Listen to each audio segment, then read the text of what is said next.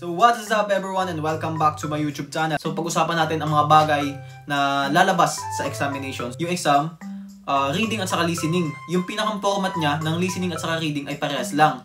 Ang pinagkaibahan nga lang nilang dalawa, yung reading ay ikaw yung babasa, ang listening naman ay makikinig ka. Ito mga sasabihin ko sa inyo, ito ay 100% na lalabas sa exam. So alam kong ito ay mas makakatulong sa inyo, lalo sa mga baguhan pa lang dyan, nag-aaral ng Korean at saka magtitake ng APS exam. So good luck po sa ating lahat. So sana ito ay makatulong sa inyo. Ito yung mga bagay na maaaring makatulong sa inyo sa examination at ito yung mga lalabas sa exam. So number 1, dapat alam niyo yung 5 W's and 1 H. So itong unang to connected siya sa question. Dapat alam niyo yung 5 W's and 1 H. What, when, where, who, and why. Tapos yung how. Yan. So what. Ang ibig sabihin ng what ay bo. Digo 뭐예요? Where? Yan. 어디? 어디에? Where? Tapos ang sunod ay when. 언제? 언제? Sunod ay who. 누구? Why? 왜? 왜요? Tapos yung how ay 어떻게. 어떻게. Yun yung pinakang number 1 na dapat yung alam. Kasi kung hindi nyo alam kung ano ibig sabihin nun, kasi paano kayo makakapasa sa exam? Pangalawa, ang pinakamahalagang dapat yung pag-aralan at lalabas talaga sa exam ay mga pictures. So, alam naman talaga natin na ito yung mga paborito nyong lahat. Kasi ang dami nahihirapan sa exam at ang sabi pag tinanong mo yan, halimbawa, first taker, tinanong mo yan kung ano yung lumabas sa exam. Sasabihin, oh, banana, sagwa. Oh my God, heaven! So, pictures. Yan. So, hindi lang siya fruits. Meron din siyang picture na halimbawa nagtatabas. May picture siya na nagbubuhat. Yan. So, dapat alam niyo yung mga meaning nun. Alam niyo yung ibig sabihin nun. At saka dapat ay alam niyo din siyang basahin. Halimbawa, katulad nito. Yan, mga ganito. Mga pictures. Yan. So, meron ito sa exam. Kasi sa exam ay laging may mga pictures. Yan. Hindi siya mawawala. Ito yung kadalasan na number 1, number 2, hanggang number 3. Yan. Ito yung pinakang panimula. Lagi siyang nasa pinakang una. Number 1, number 2, number 3. Ganon din sa listening. Halimbawa, itatanong doon sa may listening. 이거 뭐예요? 이거 무엇입니까? Tapos sasagot yung isa. 사과입니다. Ngayon nakalagay sa baba yung mga picture. Yan, guess nyo? May picture ng subak, pudu, sagwa, orange. Yan. So ito naman yung number 3 sa ating listahan. So, number 3 naman guys ay time and numbers. Sa time at saka numbers, kailangan alam nyo kung ano yung Sino numbers at saka yung native numbers. Sa Sino numbers, ito yung Chinese derived. Ito yung il-i-samsa. Tapos yung native, ito yung Korean derived. Hana, dul, set, net, tasot, yosot, ilgup, yudul, ahopyol. Madalas sa exam, laging lumalabas yung time. Yan, myotsie, what time. Yan, so lagi siyang lumalabas kung anong oras. So sa oras dito sa Korea, magkaiba yung counting ng time at saka ng minutes. Halimbawa, alauna, hansi,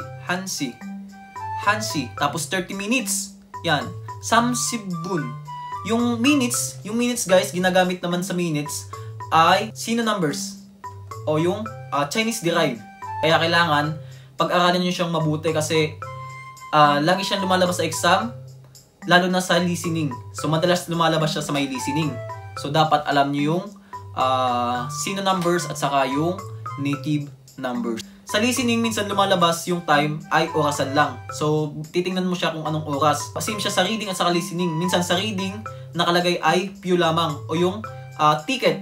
Tapos sa listening naman ay clock, mga picture ng clock. Napakadali sagutan yun, kaso madaming bumabagsak kasi hindi nila alam kung ano ang ibig sabihin nun. Kung anong oras ba yung nakalagay doon. So, sa pew, minsan, KTX, sabihin natin KTX pew, yan, o ketchup pew. Nakalagay doon kung anong oras yung alis mo. So, ang tinatanong doon, ay kasi sa pio, nakalagay doon kung anong oras yung chulbal at saka anong oras yung tuchak. So, ngayon, ang tanong, kung anong oras ang alis. Yan. Kung anong oras yung chulbal niya. Ngayon, hindi mo siya alam sagutin kasi hindi mo alam kung papaano bumasa ng mga numero. So, kailangan alam niyo yung numbers at saka time. Sa listening naman, doon din sa listening, minsan tinatanong nila kung anong oras ba ang tama doon sa mga picture na nasa baba. Ito yung number 4. So ito yung isa sa pinakamalaga na lalabas sa exam. Ito yung date and days. Sa date and days, dapat alam nyo kung ano ang tawag sa araw dito sa Korea. So sa date, simulan natin muna sa year. Yan. So dapat alam nyo yung this year, last year, next year. So last year, 작년, this year, 올해, next year, Nenyon. So magkakaiba siya. So dapat sa ulo nyo yung mga ganung bagay. Sa months, dapat alam nyo yung bilang ng buwan dito sa Korea. Hindi siya katulad sa atin na January, February, March, April, May. So dito, ang kanilang January ay parang connected sa sino numbers. Kasi di ba pag months, ibig sabihin nun ay wall, or tal. Kasi po ba? Wall at saka tal, parehas lang siya. Ibig sabihin yan ay months. So, January, February, March, April, May, June, July. I-roll, i-wall, samwall, sawall. Yan, dapat alam nyo yung tungkol sa months. Kasi pagdating sa months, minsan tinatanong doon sa question kung anong buwan ba ito. Yan, so dapat alam nyo kung anong buwan ang tawag dito. Nakalagay naman doon ay 1 wall, 2 wall. Parang nakasulat na siya na 1 wall, tapos 2 wall. Yan, so ang basa doon ay i-roll, i-wall, samwall, sawall. So dapat alam nyo ibig sabihin nun. Tapos, dapat alam nyo din yung nakaraang buwan, ngayong buwan, at saka susunod na buwan. Kasi lagi siyang lumalabas. Hindi naman nila pwedeng sabihin na nung nakaraang buwan ay i-wall. So malilito ka na. So sa exam, laging lumalabas yon. O kaya minsan lumalabas din siya sa conversation. So, Jinandal, Ibundal, Taumdal. Tapos, sa weeks, pagdating naman sa weeks, ganun din siya. Jinanju, Ibunju, Daumju. Jumal, Chuchung, o yung Pyungil. Ang ibig sabihin ng Jumal ay weekends. Tapos yung Chuchung at saka Pyungil, ibig sabihin nun ay weekdays. Tapos sa days, dapat alam nyo din yung Lunes, Martes, Miyerkules, Huwebes, Biyernes, Sabado, Linggo. Yan, so dapat alam nyo yung Wuryuil, Wayuil, Suyuil, Mugyuil, Gumyuil, Tuyuil, Iriuil. So dapat alam nyo yung mga ganung bagay. At saka yung hapon, ngayon, bukas, at saka sa isang araw. Kasi lagi siyang lumalabas sa exam. So, Oje, kahapon, Onul, ngayon, Neil, bukas, More, sa isang araw. Ito yung number 5 na lalabas sa exam. So, sa exam, ito yung mga laging lumalabas. So, ito yung tools. Yan. So, sa exam, laging may mga tools na lumalabas katulad nung nakaraang exam ko. Kasi nung nakaraang exam ko, lumabas yung Mangchi. Yan. So, dapat alam nyo yung mga tawag sa mga tools dito sa Korea. Yan, katulad ng Mangchi, Nasamot, Nasa, Amnasa, yan, Sijere, Pulayo, Rinchi. Dapat alam nyo yung mga tawag sa ganun kasi sa exam, lagi siyang lumalabas. Minsan pagka hindi siya naka-picture form, naka-paragraph siya. So, lagi dapat yung pinag-aaralan ang tungkol. So, dapat alam nyo yung tawag sa mga tools dito sa Korea. So, ito yung number 6 na lalabas sa exam. Ito yung mga direction. Yan, direction. So, dito ngayon papasok yung mga wiye, ape, duye, winjuk, urunjuk, uwejon, juwejon. Yan. So, nung exam ko, nagkaroon ako ng exam. So, may nakalagay doon na arrow. Hindi ako nagkakamali. Arrow siya na nakatutok. Yan, arrow. Yan, gets niyo po ba? So, arrow. Ngayon, hinahanap ko ngayon sa baba, sa choices, yung urunjuk at saka winjuk. Kasi yun yung pinakang-alam ko eh. Urunjuk at saka winjuk. Nakasulat doon ay uwejon, juwejon, at saka chikjin. Ngayon, hindi ko alam kung ano ibig sabihin nun. Buti na lang ay parang natakil ko siya nung habang nag-aaral pa lang ako. Kaso hindi ko siya masyadong pinag-focusan kasi doon ako nag-focus sa urunjuk at saka sa winjuk. Yan. So, medyo nalito ako nun. Buti na lang ay napag-aralan ko siya. Medyo natakal ko siya. So, tumama ako doon. Alam kong tama yun. So, nakatutok siya to the right. So, ibig sabihin nun ay uwejon. Yan. So, dapat alam nyo yung mga tungkol sa pagdating sa mga direction. Katulad ng kunupyon, saguri, wiye, duye. Kasi minsan tinatanong nila, asan ba yung bag? Yan. Kabang i-odi soyo. Halimbawa, yung kabang mo o yung bag mo ay nagsibabaw ng kama mo. Yeah. So ngayon ang tanong ay kabangi odi isumnika? Kabangi odi isoyo? Yan. So tatanong doon, kabangi odi isoyo? So may mga choices doon sa baba ang nakalagay doon. 1번 침대 위에 있어요. 2번 침대 안에 있어요. 3번 침대 옆에 있어요. 4번 침대 뒤에 있어요. So yung kabang mo doon sa may taas ng kama mo. So ang tamang sagot ay 1번 침대 위에 isoyo. Tamang sagot ay 1번. So, dapat alam nyo din yun. Tapos, minsan sa mga direction, pagdating sa labas, yan. Minsan tinatanong nila doon, halimbawa, yung unheng o yung bangko. Minsan tinatanong nila doon kung nasaan ba yung bangko. Yan. So, doon yung magagamit yung wiye, duye, ape, yuppe, mitte. So, doon yung magagamit yung mga direction. So dapat yung pag-aralan talaga ang mga direction. So, ito yung number 7 na dapat yung pag-aralan sa exam. Ito ay ang counting units. So, dapat alam niyo yung counting units. Halimbawa, isang tao, hanmyong, So, may mga counting units sila dito, hindi lang hange, hindi lang siya matik na hange, tuge, sege, nege. So, may mga counting units dito. So, dapat ay alam nyo din yon. Halimbawa, isang tao, hanmyong, isang plato, hankurot, hanjan doseyo, yan, mga ganyan-ganyan bagay. Kasi yung mga ganon, ay kakailanganin nyo din kasi yan dito pag andito na kayo sa Korea. Saka yung counting units sa mga time, minutes, yan. So, time, shi, minutes, spoon, yan. So, napakadali lang naman niya. So, dapat nyo lang siyang pag-aralan. So, sa mga hindi po nakakaalam ng mga counting units, ang alam ko meron sa Google eh.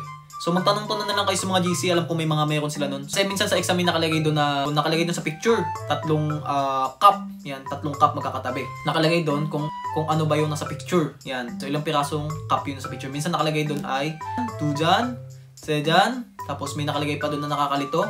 Minsan pinanlilito nila doon. Hanmyong, tumyong, dapat ay alam nyo yung mga counting units. Ito naman yung number 8 na laging lumalabas sa exam. Ito, number 8 natin ay ang graph. Yan. Dito, lagi siya nasa exam. It's either naka-pie graph siya o kaya yung parang ganito. Ganito yung itsura niya. Hindi pakita. Yan, parang nakaganto siya, graph. Yan. So, madali lang siya. Mukha lang siyang mahirap. Kasi nung una, pagtingin ko sa kanya, ay mukhang mahirap kasi ano. Pero madali lang naman siya. Dito naman papasok yung kajan chakayo, kajang manayo. So dito papasok yung mga yon. So napakadali lang ng graph. So lagi siyang dumawa sa exam. Madalas ito ay number parang 8 to 10. Yan siguro mga ganun. So 8 to 10 yan. Andun siya nakalagay. So napakadali lang niyang sagutan. So pag-aralan niyo lang yung graph. So ito naman yung ating number 9. Sa number 9 naman, dito naman papasok yung mga sign. Yan. So laging lumalabas siya sa exam. It's either danger sign. Yan. So kailangan niyo din pag-aralan yung mga signage na tungkol sa mga disgrasya, sa mga halimbawa, naganunggo, ganunggo. Basta mga sign, dapat alam nyo din yun. Minsan lumalabas din siya sa exam. Yan, so halos naman lagi. So much better din talaga na pag-aralan natin kasi hindi naman natin masasabi kung sa exam ba natin ay lalabas to o hindi. Much better na yung prepare na tayo. So lalabas to sa exam, mga sign. Yan, halimbawa, sign. Mga katulad ng ganito. Wait, mga ganito katulad nito, ganito.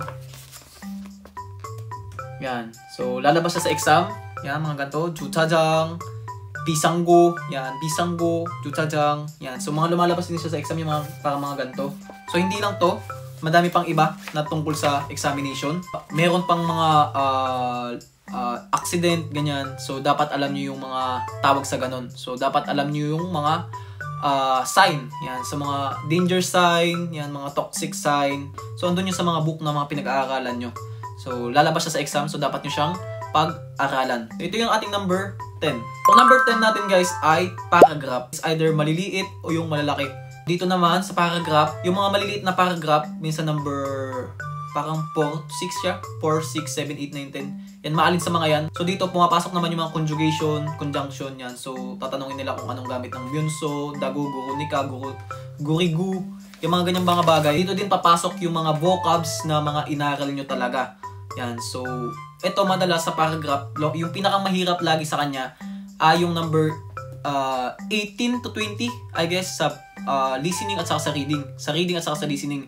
So, 18 to 20. So, sa exam, ito yung parang medyo difficult. Medyo mahirap na siya. Pero kung madami ka naman vocabs na pag-aralan, ay madali mo na siya masasagot. Minsan naman, yung content nito, ang content minsan nung paragraph ay tungkol sa kultura, pagkain. Madalas talaga ang ginagawa nila dito ay parang explanation sa isang bagay. Halimbawa, sulnal. Halimbawa, myongjol. Depende na lang kung anong explanation nila dito. So, hanapin nyo na lang doon yung mga keywords na mga napag-aralan nyo.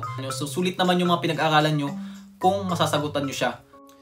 Alam ko marami sa inyo ang gustong makapasa talaga sa examination. At pinapanalangin ko na sana lahat kayo ay makapasa. Alam ko naman na hindi lahat ng pagkakataon ay para sa atin, ano? So, kung sakali man na bumagsak kayo, isipin na lang natin na may ginawa to ni Lord para sa atin, na maaaring may mas magandang opportunity sa atin na mangyari. O kaya ginawa to ni Lord para mas lumakas tayo. Halimbawa, bumagsak tayo ngayon sa exam, hindi naman habang buhay na magiging failure na tayo. Maaaring experience siya na makapag-exam, tapos nag-exam mo, alam mo na yung gagawin mo.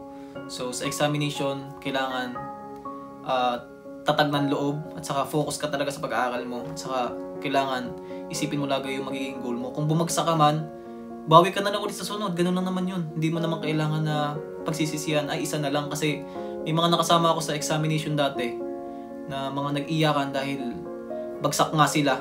Isa na lang. Kasi naawa talaga ako kasi talaga nakikita ko sila, umiyak sila. Alam ko yung mga pagpupursigi. Nakikita ko sa kanila yung mga pagpupursigi na ginawa nila. Kasi hindi naman nila iiyakan yung kung hindi nila talaga pinaghirapan. So kung para naman talaga sa'yo, para naman sa'yo. Kung sakali man na bumagsak ka, okay lang. Bumawi ka na lang next year. O kung sakali man na ayaw mo na talaga, alam ko naman na may mas magandang plano si Lord para sa'yo. Saka lahat naman ng to ay para sa sarili mo, para sa future natin. So good luck sa ating lahat. Kung sakali man na pumasa kayo, congratulations. Sana ay makita ko kayo dito sa Korea. Kailangan nyo pa rin tanggapin ang mga bagay-bagay na minsan talaga may mga bagay na inilaan si Lord para sa atin. At saka sana ay gabayan tayo ni Lord. Lagi tayo magdasal na sana ay makapasa tayo. Sana ay lahat kayo ay makapunta dito sa may South Korea at ma-experience nyo yung buhay dito at kung paano magtrabaho dito sa South Korea. Mag-ipon ng marami para sa pamilya. Mag-focus na lang tayo sa pag-aaral natin. Mag-focus tayo sa mga bagay na alam natin makakatulong sa atin. Kung sakali man na dumating yung araw na makapasa kayo, yan. So, ako yung unang matutuwa kasi naging malaking parte ako sa inyo.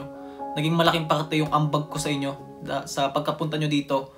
Yan. So, sana ay madaming maitulong yung mga video ko na ito tungkol sa inyo. Nakakagaan sa damdamin ko yung makita kayo na pumapasa sa exam, na malaki ang naitutulong ng mga video ko sa inyo, mga experience ko dito.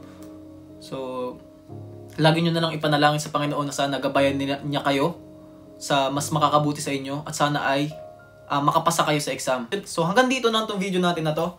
At saka mag-upload na lang ako dito ng video every week. So, sana ay andyan pa rin kayo. So, maraming salamat. Sana ay madami kayong natutunan sa video na to. So, see you again on my next video. 감사합니다.